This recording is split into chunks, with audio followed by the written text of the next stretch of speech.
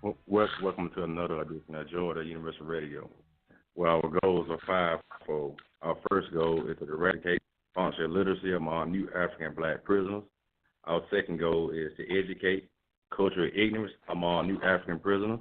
Our third goal is to transform the criminal mentality into the new African mentality. Our fourth goal is to assist in the rebuilding and stabilization of new African communities. Our fifth goal is to prepare new African prisoners for release, reducing new African recidivism. I want to say free land all those identified with land, free all the political prisoners, revolutionary degrees. I want to salute all the brothers and sisters who are educating themselves in any particular endeavor they may be and may they accomplish all their goals. I want to salute all the brothers and sisters working in the community, that's constantly doing things for the people and understanding people need. Georgia University, our total complete goal is to transform the whole prison industrial slave complex, which is the prison system, into the bigger institutional learning. So what we do, we send books into the prison system and educate the mind and master the people and correspond with them. Our curriculum we find on our website, which is www.georgejacksonuniversity.com. Again, it's www.georgejacksonuniversity.com. I'm your host, Boumana Shakir, and I'd like to welcome to the show tonight Attorney Taalib Saber. How you doing, brother? I'm good, brother. Thank you for inviting me up. Yes, sir, brother. Before we start out, can you tell the people a little bit about yourself?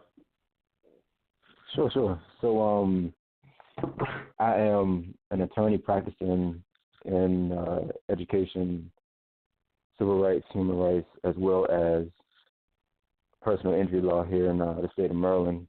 I also am a filmmaker, so I do documentaries or focus my documentaries on things that are going on with the struggle of our people, both here in the United States and abroad. And then also I'm an activist, so I do a lot of things within the community, organizing some of the basic food, clothing, and shelter here in DC, the DC metro. First thing, can you tell a little bit about about the organization that you're a part of, called the Movement for Black Power? You tell them about this organization, their purpose, goals, and et cetera. People get a better understanding of what you're standing on, as far as your activism and work.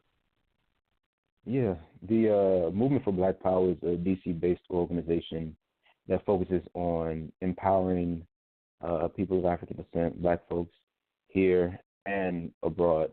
We do different initiatives and programs like what we call clean sweeps, go on to various neighborhoods within the community and clean up the trash. We also, every year we've done, for the past 2 years, we've done a Kwanzaa program of feeding the hood, the community. So we go out and find our brothers and sisters who may be homeless and provide them with food and different various items that they would need during the wintertime. And then also providing resources as to like shelters, where to go to seek shelter at that particular point in time. We're expanding that program to make sure that we do it all year round and not just during Kwanzaa. And then I host Know Your Rights classes where I'll teach some basic rights of encountering the cops, what to do. We've had some brothers come in and talk about gun laws and your gun rights, as well as housing. We talk about, because gentrification is a big issue. So we talk about, how to retain your rights within your home and things of the kind. So the work that you're doing in regards to the Movement for Black Power, it seems to tie in with your work you're doing with the Tubman House, as well as the reentry program, because those are some of the same needs that people that come into the system, come back into society, need as well in regards to support for themselves, whether they people right, which is a noble cause. And I also understand that you're doing human rights. You deal with human rights. And what I want to speak about there is, can you tell them about this event that took place yesterday in regards to the Black Identity Screamers and Cointelpro in regards to human rights? Yeah, so let me first talk about the Tubman House and what we did, and it can kind of set it up for what happened yesterday. So the Tubman House is an organization that started out as just a collection, a coalition of people in the community that wanted to. We were already in the west side of Baltimore, where all the things that happened with Freddie Gray. We were in that area, Sandtown, Winchester, and we had a prison program called Friend of a Friend, and that was created by Sister Dominique Stevenson and Brother Marshall Eddie Conway.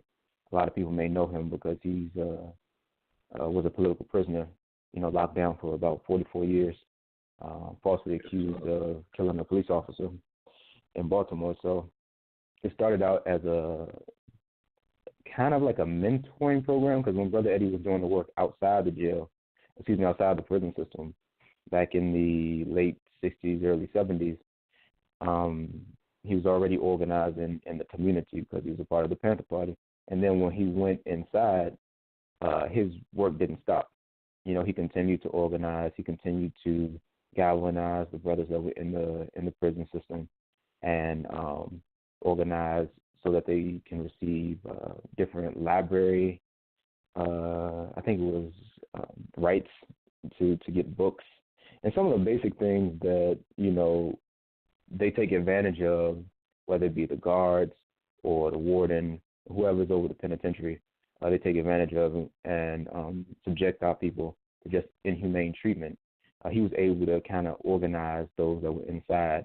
And then through that organization, you had brothers that were coming back into the community, go directly into Winchester, Sandtown, where they were from, and then apply those principles that Brother Eddie taught them out, or that they learned out in community. So from there, birthed essentially the 1619 Coalition. And with the 1619 Coalition, it was a group of us, along with other organizations that wanted to come together to do programming outside in the community of West Baltimore, Sandtown, Winchester. So we would do different programs like passing out food bag lunches, just seeing exactly what the issues were within the community and making sure that the community was involved, so that we didn't come in like NGOs or any type of nonprofits that typically come in and don't necessarily allow the community to take part in the organization. It's more so like, I'm going to come and impose what my ideologies are in the community, and then you just want to rock with that. So from the 1619 Coalition, birthed the Tubman House. And the Tubman House, what we did was, because we were already working in the community for some time, I joined the crew in 2016 after I graduated from law school the following year. And we wanted to have a place to operate out of, because we were already in community, I think at that time, for 3 years. And we attempted to negotiate with the city for this abandoned house, abandoned row home. And the city wasn't having it. This is the city of Baltimore. They weren't having it. They didn't really want to meet with us. They weren't interested in what we were doing. And we told them that we actually had funds to buy the building, and they still wouldn't allow us to do it. So we said, okay, well, since you won't allow us to do it, we went inside the house, we changed the locks, and painted a beautiful mural of Harriet Tubman on the inside, and basically planted our flag down, saying, okay, well, this is our house now. And we would use it for political education and some other things, so we called a press conference and had put everybody on notice as to what was going on. And not 5 minutes after the last press person left, a black Suburban comes, and you have sisters in black suits come up and like ambush us and essentially asking us a whole bunch of questions about whose property is this, who's doing this, and that was the Baltimore City Housing Authority. And we explained to them and expressed to them, like, we attempted to negotiate with you all, but you weren't having it. You didn't want to listen to us.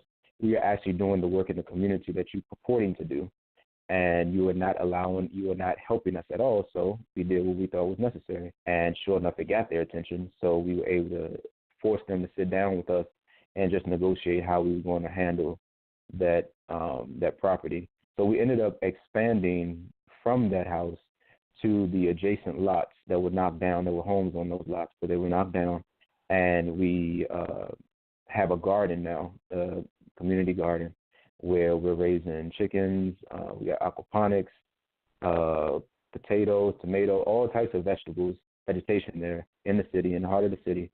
So the kids that live in the community can come and pick from it. The families can come and pick from it. And then also we're employing the kids because we're teaching them entrepreneurship skills, and they're selling the crops that they're growing to actual businesses. So that kind of encompasses like the work that I do as an activist in the community, and then it ties into the legal part because I'm able to work with other attorneys who can fight for prisoners' rights on the inside.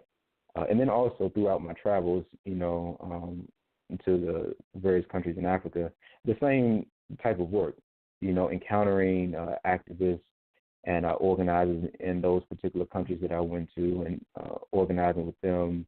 When I was in Tanzania, I had a chance to MC Pete O'Neill and Mama C, Charlotte O'Neill, who essentially left the United States because of Cointelpro and settled in Tanzania, and they adopted the Panther Party programs in the communities and in the villages there.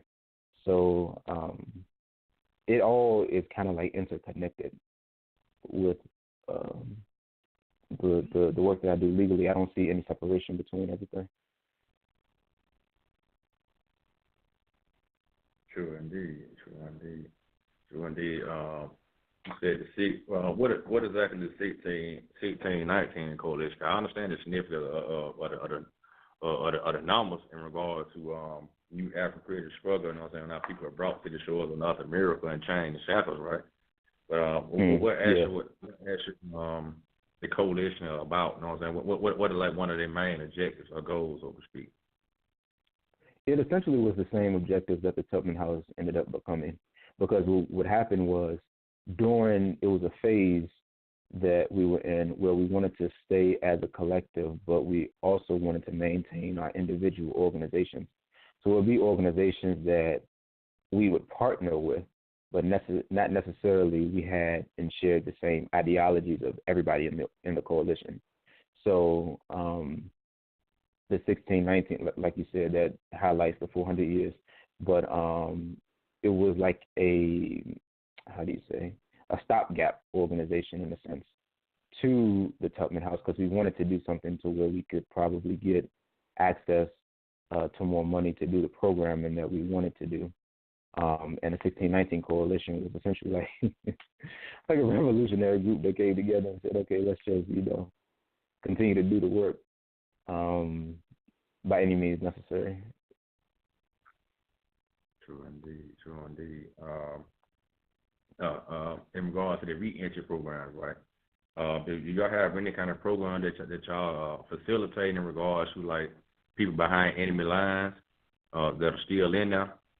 Like say for instance, people like transfer people to the prison to see the people, or some kind of communication or newsletter, anything like that. Do you have any kind of program that y'all dealing with in regards to directly into the prison? Yeah, we had a program, or have a program, where we still have some brothers and sisters from the organization go into the prisons, particularly in Jessup, Maryland, and do anger management programs. There was a theater and drama. But because of the affiliations that we had connections to those in different areas and fields of study. So they would go in and do, like I said, theater. They would do anger management classes, engage the brothers inside as to what exactly would it look like once you come out, programming like that. That we would do I believe it was every Wednesday, that we do have to see if it still is every Wednesday. But last I checked, it was every Wednesday that we would go in and we would do that. But we would designate a person. It's just like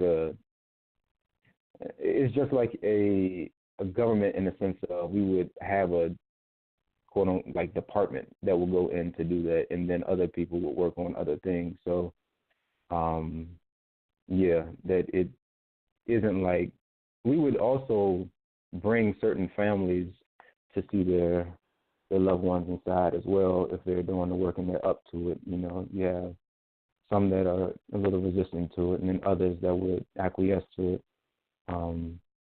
So yeah. True indeed. Now I understand you're Pan African. Can you tell me how does being a Pan African tie into the particular work that you're doing? Absolutely. Being a Pan African helps to solidify my position as to who I am and what my purpose is. Understanding like my roots, culture, and heritage helps a lot in everything that I do. And I would say it probably helps the most in the legal field because I understand the system and how it works, and I understand, the injustice that happens within the system.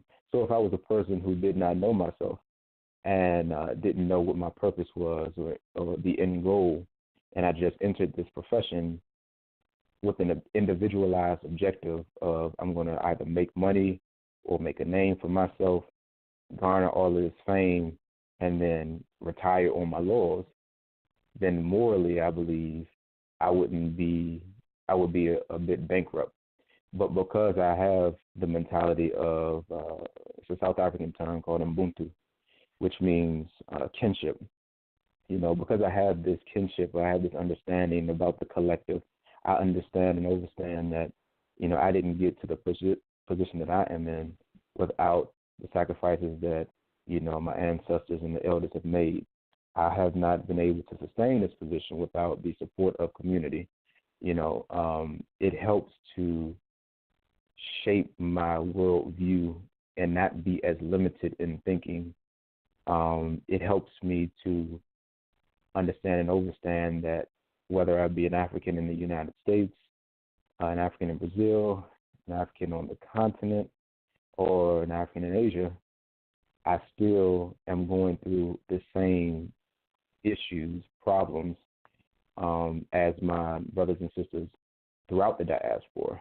In Brazil, I was there in July of last year, and building with the brothers there. Sisters there, they have a similar story to us because majority of those Africans that were enslaved went to the Caribbean and to South America. I think the statistic was like 1/3 of them came to the North America. But even building with the family down there and seeing the police brutality down there, knowing that here, I believe the statistic a couple of years ago was every 28 hours, a black person, I believe it was a black man, was shot and killed by the cops. In Brazil, the statistic is something crazy, like every 15 minutes. So being able to sit down and build with them and actually see stuff for myself, and not the glitz and glamour that Western media and the alphabet boys tend to show, but actually seeing the day-to-day struggles of the people down in Brazil. Because I was in Rio de Janeiro and Salvador. It really helped to see, like, we really are going through the same thing, just speaking a different language. They speak Portuguese and being in a different locale.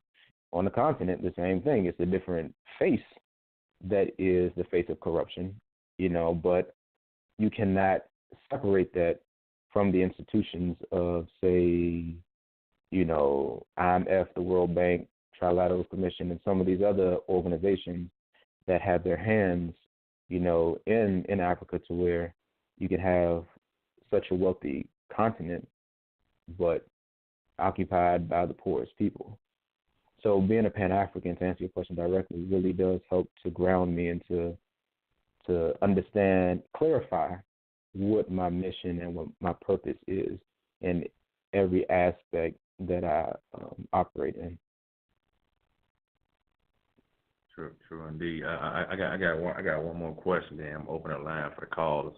Okay, I know right now, over the last couple of years, there's been a lot of discussion going on about the 13th Amendment.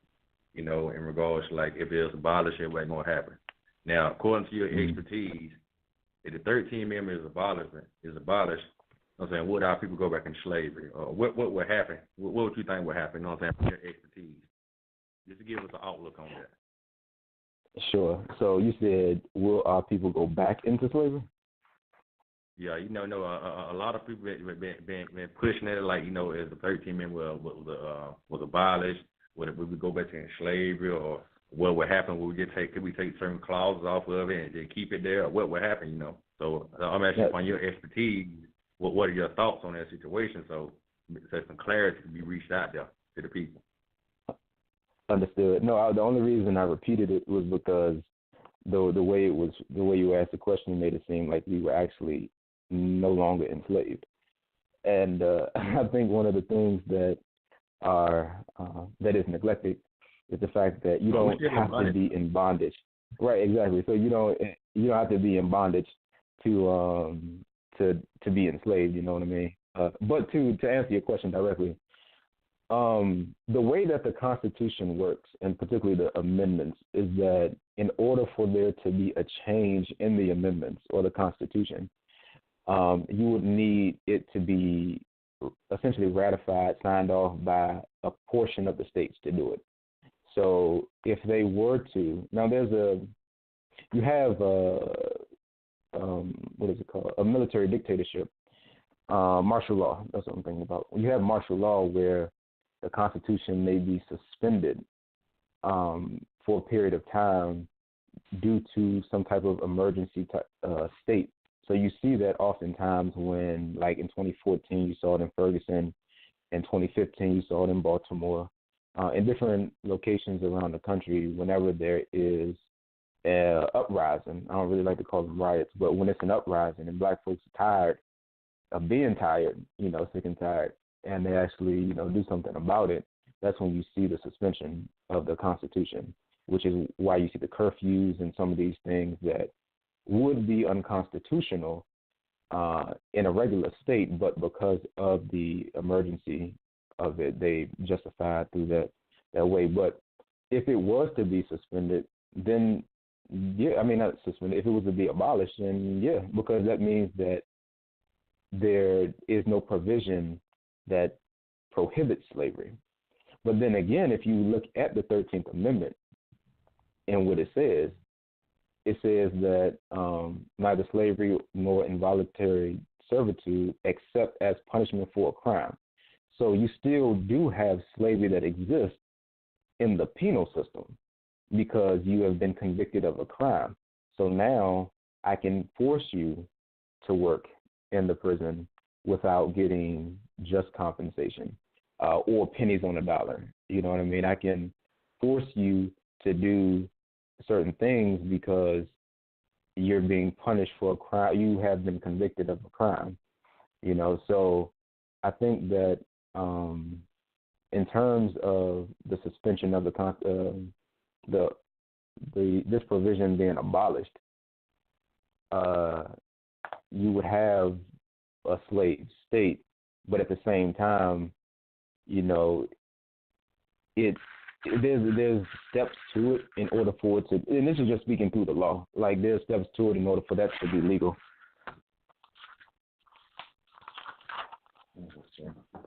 Okay. No, I actually appreciate you coming to the show, sharing knowledge with understanding. And I salute you on all the work you did in the past and the work you continue to do in the future. And at this time, we'll open the line for the calls. If you have any questions or comments for the guests, please press 1. If you have any question or comment for the guests, please press 1.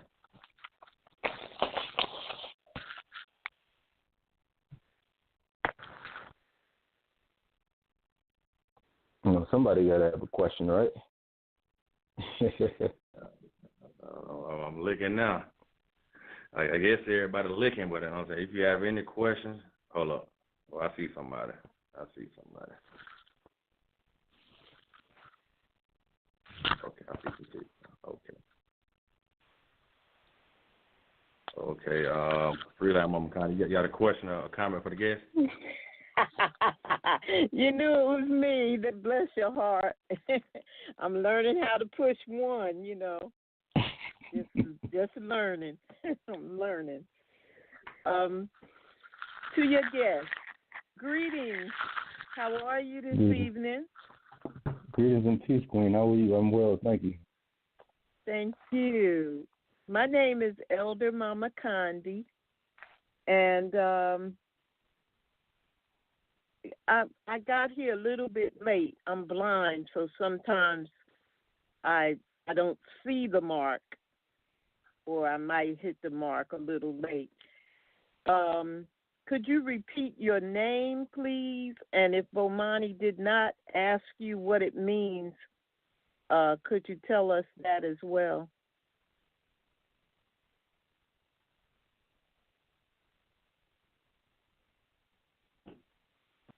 Are you there? Oh, wow. What happened? Okay, I think I was like, can you hear me now? Yes. Okay. My name is Taalib, Taalib, and my last name is Saber, Saber. Taalib means in Arabic seeker of knowledge, commander, demander. It comes from Talibat, which means student, and Saber, my surname, means patience and perseverance, one who is patient. May I ask how old you are? Yes, ma'am. 30 years old. Married? Not yet. Any children? None yet. Where are you located on the planet? I'm in Maryland. Ah, okay. I got family in Maryland. What part of Maryland? In Greenville. Greenville. Okay, I'm not familiar with Greenville at all. And you said you're a Pan-African, and my next question is, how does Pan-Africanism liberate us from imperialism and oppression? I mean, is this something that we can achieve in my lifetime, or my children's lifetime, or my grandbaby's lifetime? Excellent question. Imperialism and oppression, to break that down, imperialism is just essentially the militarization of occupation. So having an occupying force take resources by force in various countries, and the oppressive state as a result. Will it be achieved in your lifetime, in my lifetime? Elder, I would love to see it now. I would love to see it tomorrow.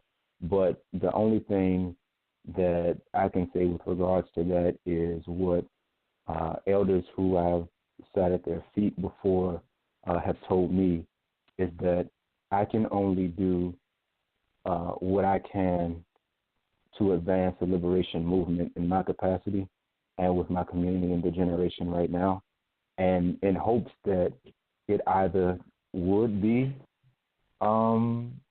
completely destroyed by the end of my lifetime, or at least I would have advanced enough so that it's just like a relay race. When the next generation comes, they can take the baton and they have all the necessary tools and equipment that they need to continue the fight.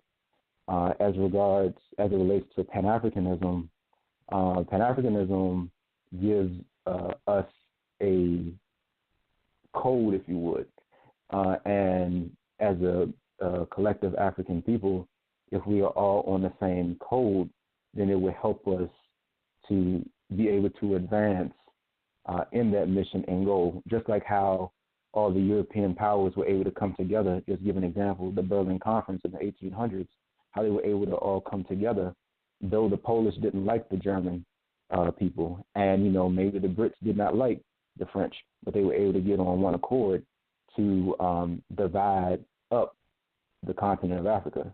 They were able to get on one accord to essentially divide up the world and go and colonize these various places. You don't necessarily have to like each other to have a common goal and an end goal in mind. And they have been able to sustain that through, this pact that they had. Okay, you can have this so long as X doesn't get it. We'll tolerate you just enough, just don't cross over this boundary and this line. So that's my philosophy when it comes to Pan-Africanism and my outlook with regards to just liberation of the African people. So if I'm comprehending you correctly, our people have to have unity in order to change our condition. And how do we do that exactly? A series of ways. I mean, you can have unity with regards to if, say, something happens within your community that is detrimental to somebody else. So if someone assaults somebody in your neighborhood or in your community, one way to do it would be the families to come together and discuss the perpetrator and discuss, what the punishment may be.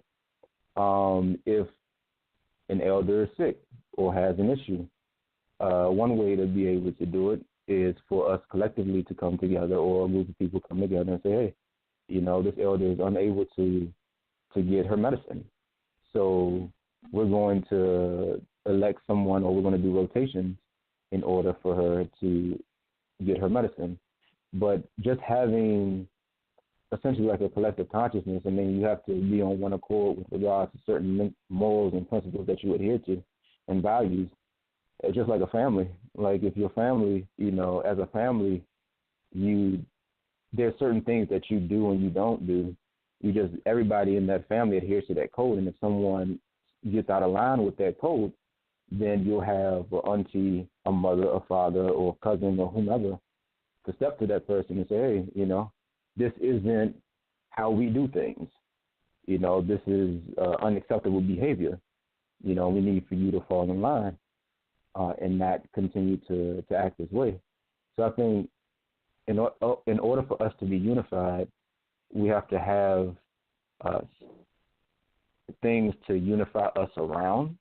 That can be a start, something that we all have a stake in, and then just go from there.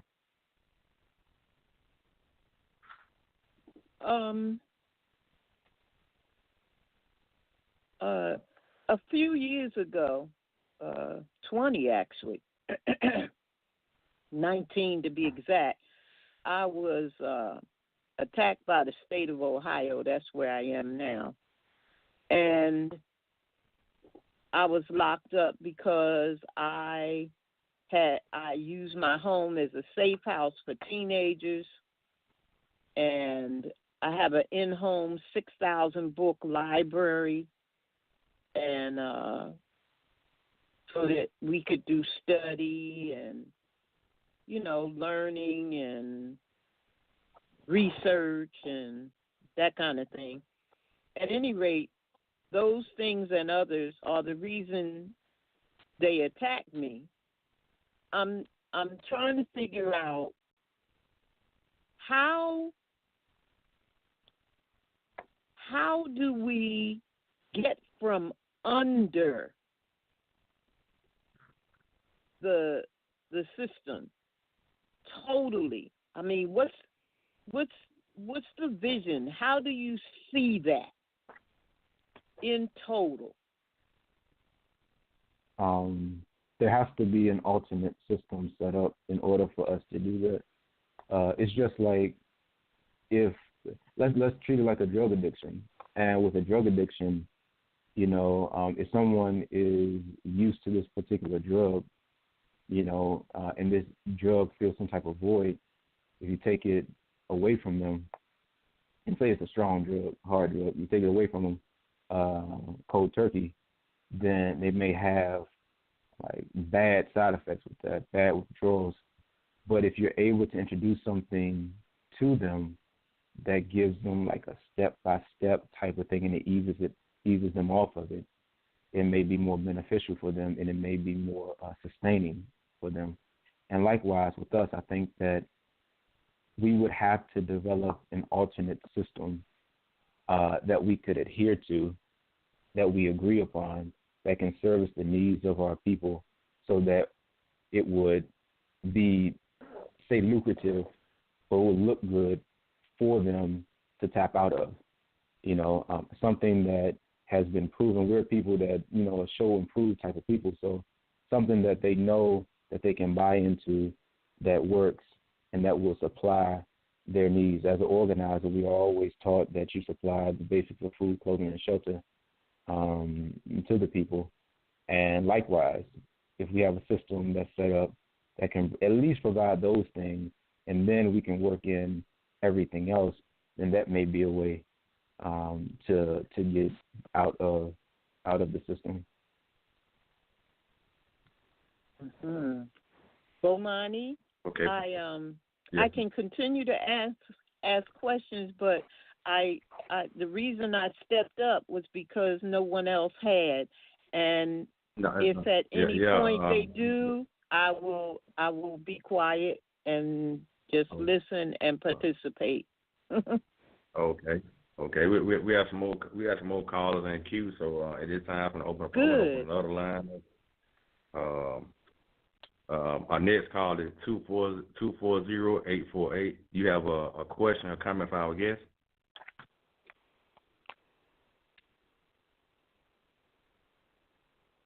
(240-848). You have a question or comment for the guest? Sorry, I need to unmute myself. Can you hear me now? Yes, we hear you. We hear you, brother. Go ahead. Okay. My name's Aaron Motley, and I've known this young brother for about, 6 or 8 years now. When he first got out of law school, and I've watched him grow and develop. And I can honestly say that he's a true Pan-African from the standpoint that he actually travels and he meets with people throughout the diaspora, creating initiatives. And I'm just amazed at his energy as I grow up. That's my comment. Okay. Thanks, brother. Okay. You got any more questions? You got any more statements or questions in regards to our guest? The only question I would have, and I don't know if he has a specific answer for this, is what can we do as elders to create more young brothers like him within the crop of the youngsters that are coming out of high school and college? Great question. One of the things that I sought out when I was growing up would be just direction. I've been fortunate, very fortunate, to surround myself with strong, positive black men and women who have been able to guide me to in every aspect that I essentially operate. Brother Aaron, you're one of them. There's the elder in the community, Nate Miles. He's another one. It's a plethora of them, including my biological family. But being able to be available to us. See, a lot of my work that I've going around the communities and looking at some of the young brothers that are younger than me, and also working in the jails. So I see a lot of them come through. Just by representing them, a lot of them just lack the love and direction. They don't get it at home. They don't know what it's like. One of the questions I would ask them when we do a consultation, just to get their background and everything, after I get the background information, I always ask them, what's your 5 to 10 year plan? And they'll look at me and they say, I've never been asked that. I've never been, I never thought about that because I never thought that I would live past, 21, or I lived past, 19. The youngest brother I've seen in the jails that I represented was 17 years old, and or 16 rather. And the same thing. Like I've never been asked that question. I really didn't think past that, And I said, okay, well, take your time because we in jail, so you got time now, and let's talk about it and let's see what that looks like. What are some things that you're passionate about? Some don't know. And then others, once they do have time, they actually sit and they think, and they say, these are some things that I would like to do, But looking at their familial history, a lot of times, not all of them, but a lot of them do not have that mentorship, that guidance, the love that's needed, to really cultivate and develop a strong black man. So I would say for the elders in the community, just to be available, and then also if you have the knowledge, then pass it down and show us, because historically, throughout any movements, whether it be revolutions, liberation movements, whatever the case may be, and even just with the rites of passage in cultures, we've always had the elders that had the wisdom and the youth for the charisma. So there's a symbiotic relationship. So we need each other. We need the elders to be able to guide us, to show us where to go, the pathway to go, what's around the corner, because they've been there. And we don't need to make these silly mistakes that could be easily avoided if we're able to communicate and sit at their feet. And then likewise, us as youth and those that are younger would need to be able to be open to hear this. So just making yourself available, and then the knowledge that you have, and then the institutions. Like, we don't have a lot of institutions. If we had institutions to where youth can go to and then talk to elders and see things that they could do, if you want to parlay it into tangible things like vocational type of stuff, skills, trades, and things that they could do to survive, and the elders possess those skills, then I think that should be imparted upon them.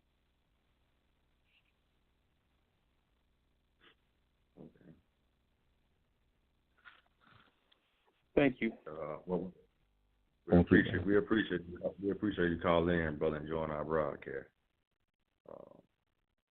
The next caller is 773-614. You have a question or comment for our guest? 773-614. Hi, my name is Relisha. I have a question and a comment. So I've known him since college back in Baltimore, 2006. So we go way back. But I want to ask you, when you started law school, did you have a clear vision of what you wanted to do, or throughout your travels did it come to you? Thank you, Alicia. That's an excellent question. It actually, you know what, the thing that turned it around for me, it wasn't when I went to law. It wasn't when I first got into law school. It was a series of events, and I often tell this story, but the first event that happened was in 2012. In December 2012, a friend of mine got sick from eating some food at a Chinese spot. He was like, "Yo, I should be a vegan like you." At the time, I didn't take pork, but I was eating, the rest of the meats. And I just kind of looked at it as a dare, and I'm like, let me try this lifestyle out.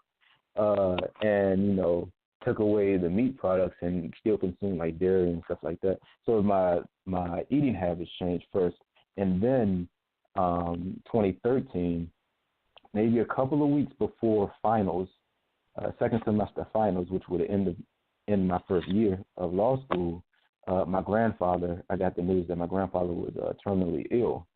And I remember talking to him for what would have been the last time physically talking to him, and we were talking about my possibilities of going on Capitol Hill to do an internship, or going to South Africa for an internship, as well as to take some classes. And the way his face lit up when I said South Africa, I kind of knew that was the decision. And then he transitioned, on the way up to seeing him, actually. So it was that process, and then actually going to the continent, to South Africa, and seeing the same conditions that we face here, in South Africa, that changed my perspective. And then it was 3 comrades of mine who were more definitively black in the sense of their stance and their openness about it.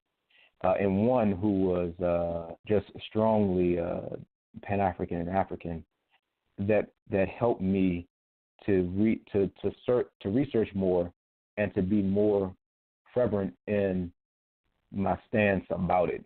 So as I'm doing more research, because he's dropping names I've never heard before at that time of leaders and different scenarios and situations, when I came back to law school 2013 fall, I would literally have my property book in one hand and the Dr. Amos Wilson's Blueprint to Black Power in the other. And if anybody knows that book is like, 1,000+ pages. That's a thick book.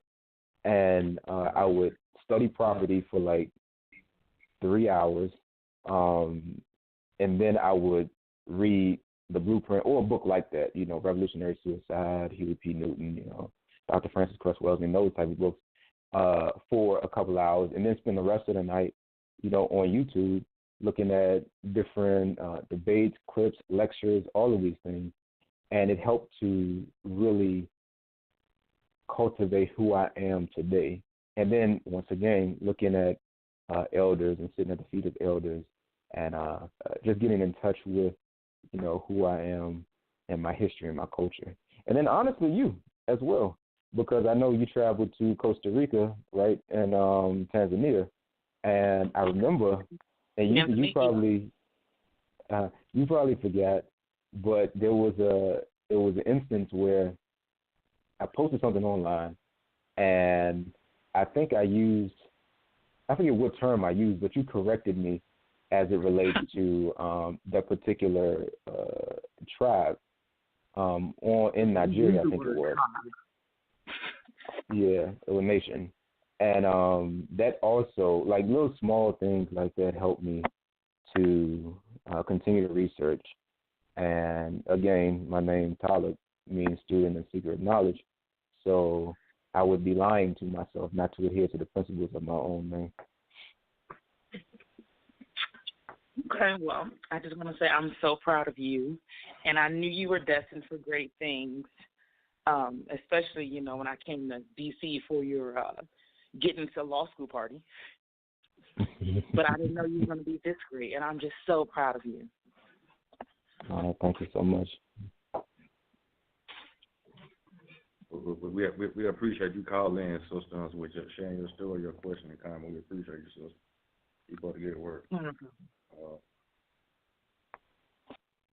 Okay. Our next call is 240-350. You have a question or comment for the guest? Hello. Go ahead, so go ahead. Hello? Oh, yeah, you can hear me? Yes, we do. Yes, we can. Oh, okay. Hey, Tyler, this is Maisha. Hey. Hey. Yeah, no, this is really nice. I like the dialogue. I like everything that I'm learning, as far as all that you do and some of your different experiences and perspectives. I think my question is kind of like a detailed one and one that I think about often. I like to hear people's different perspectives because when you think about, just like a common movement where, Black folks are or become kind of self-reliant. I mean, when you think about this country, oftentimes we think about how a lot of us in the Black community rely on the establishment to kind of get through day to day, but yet we're, experiencing inequalities. So it poses that question that if we, truly want to come to some sort of like unified front or understanding or some type of unified code of lifestyle, is that something that you think can be achieved here, in this country, or is it something that, we would have to sacrifice a little bit, or do we have to completely abandon, what we see, go elsewhere and kind of reestablish ourselves? So that's like one question, and I guess the second part is, which one do you think is better? I mean, on one end you have our ancestors that fought and died to get us kind of to where we are now. So should we just kind of work with what we have and continue to grow? Or do we say to ourselves, okay, look, let's cut our losses and really come together and establish something that's completely self-reliant, a system that supports us and won't,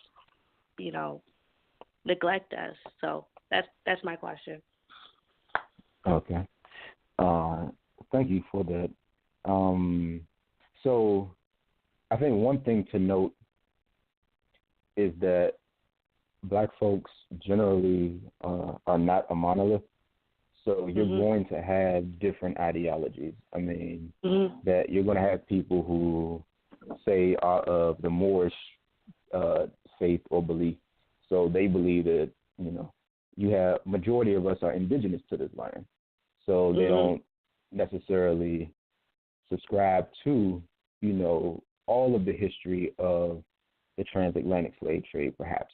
I'm not a Moor, but that's some of the things I gather from that. And then you have some people who believe that the best way for Black folks to go is to stay in this country and to just climb the American ladder, and just be established within the order now and not rock the boat too much. You got some folks that just want to completely destroy it and, tear it down. And then you have some who would be of the Garveyite faith and to go back to Africa to settle in. I think one of the things, whatever we do, we have to be very realistic about it. And I don't know if it is realistic to expect 40 million Black people in the United States to repatriate to, Africa. Like, you have some that it just probably will not work. So, I mean, with the different ideologies, with people not really having any connection to the land for them to be, because we have to also understand that we as a people here have been thoroughly colonized, and we don't have the institutions like the media, for instance. Let's talk on that for a bit. Like how the media runs 24/7 on things that essentially uplift a lot of things that are European and white, and denigrate anything that's Black or African. So when you have that running 24/7, and then you may have one Black TV station or 5 Black TV stations or whatever the case may be, that everybody does not have access to, that isn't even teaching, the true history of yourself, is just like a watered down version of it, then you won't really be able to compete on that level.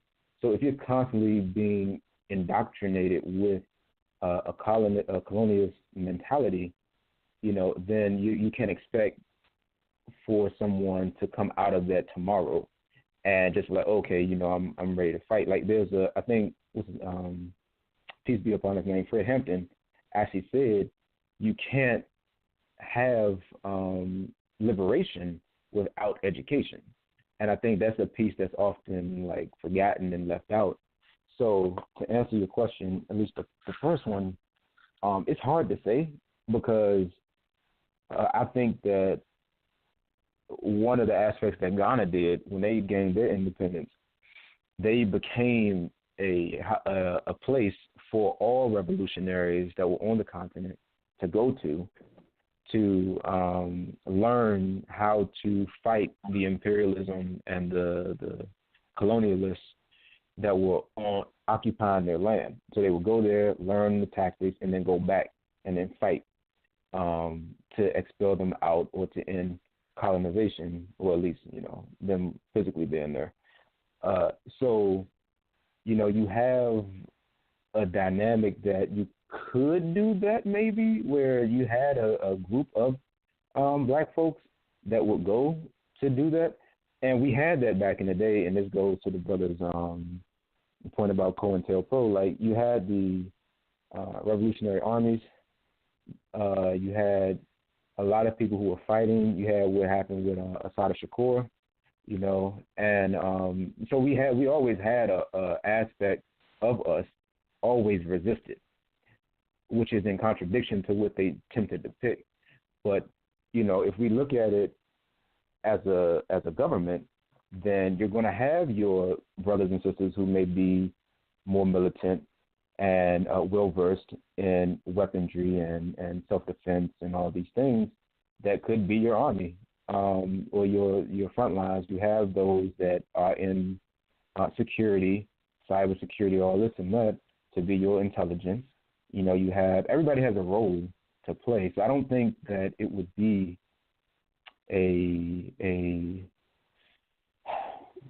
there's not like a one thing that we all have to do. You know, we just have to figure out what it is that we're good at and how that aids to, you know, us being able to eventually be free. And I'll say this, to end it, Dr. John Henry Clark once said, everything that you touch, you know, as an African people should be to advance, you know, your liberation and just your freedom, or you have to throw it, you know, into the ash can of history. I believe that's how they phrase it. So, like, just knowing what your lane is and what you can do to contribute to the struggle and to the fight, because, you know, this system is like an empire, and a lot of people don't view it like that. And like any empires historically, they've had their rise and then they fall. And because of what you're seeing now in America, and you see what's going on in the rising power in the East with China and them coming in, I mean, you see what's happening. It's just about where you're going to be and where we are going to be as a collective on the end of that. Yeah. I mean, like I said, it's something I think about. I like to get different perspectives because I think ultimately there seems to be some commonality in the end result, but it's just about, you know, where is it going to be? You know, can it truly be achieved here? Can it truly be achieved there? You know, and not even just Africa. I'm just saying in general, you know, what does that society look like, and where is it? And then I guess the last question is a very simple one. As far as, you know, when you go into, you know, the prisons and whatnot, is there anything in particular that you feel like they need from the outside, whether it's people that know them or don't know them, you know, toiletries or pen pals or whatever, books? All of that, because one of the things that is forgotten, actually one of the segments that's forgotten within our community are the brothers and sisters that are in jail and in prison, because it's like once you go there, there's a stigma with it. So if you have a family member there, it's like, oh, I don't want to talk about it because they must have done something bad in order to get there, when, you know, in actuality, that may not have been the case. The majority of those that are incarcerated for nonviolent offenses. So, and then even in offenses that now are becoming legal, as we see what was going on with marijuana.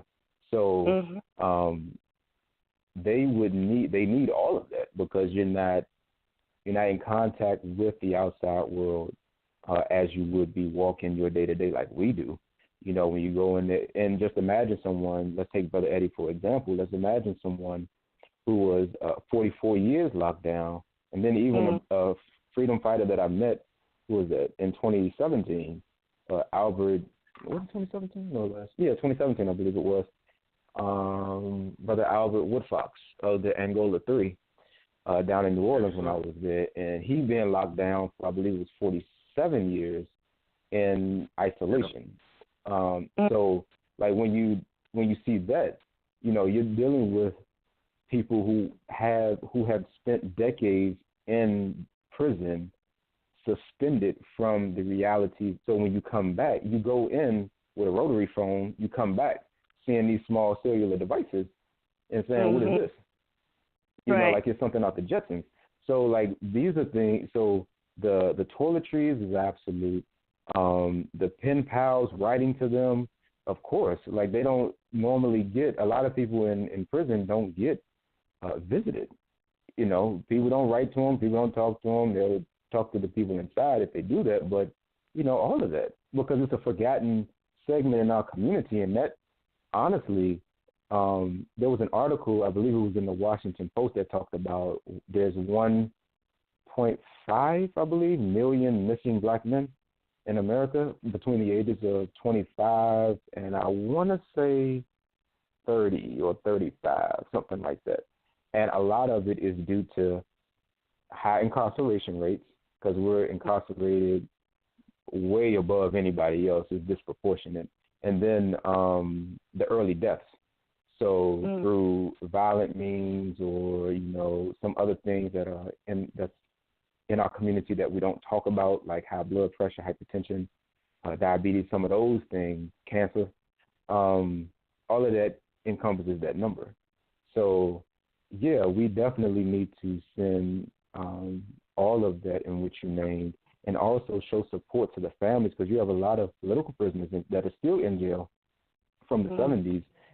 Whose families are struggling. And we're like, okay, we appreciate what you have done in the fight that you've made, but what about the family that still is struggling to pay their bills or surviving? You know, we haven't even, we're praising this person as, you know, idol and a revolutionary God, but at the same time, we're disrespecting the family or disrespecting him by not being able to collectively support the family. And I think that if we kind of look at it from a perspective of I am we, then we would have the answer at our feet. Okay, well, that was all I had, so I appreciate you answering that for me. Thank you for the question. We appreciate you for calling in so enjoying our dialogue. You know, it's always good to have the people involved in our situation, especially share their thoughts. So we appreciate you, sister. Thank you. You're welcome.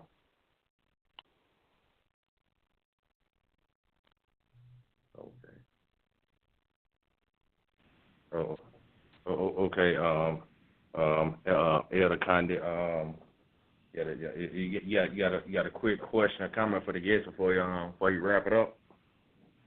Okay, before you wrap it up, yeah, I wanna say to you. You said Taalib, right? Can you hear me? Yeah.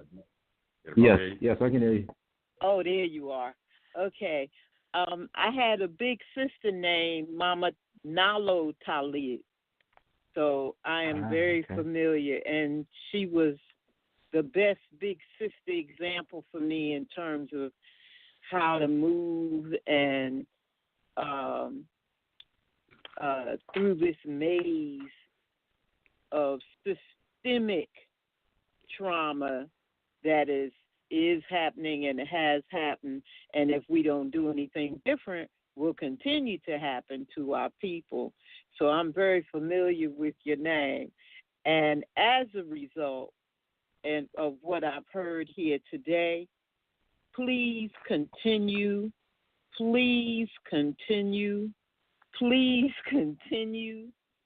be who you are, do what you do, think the way you think, and I'm proud of you. You make me realize that my living has not been in vain, and I look forward to who you will become.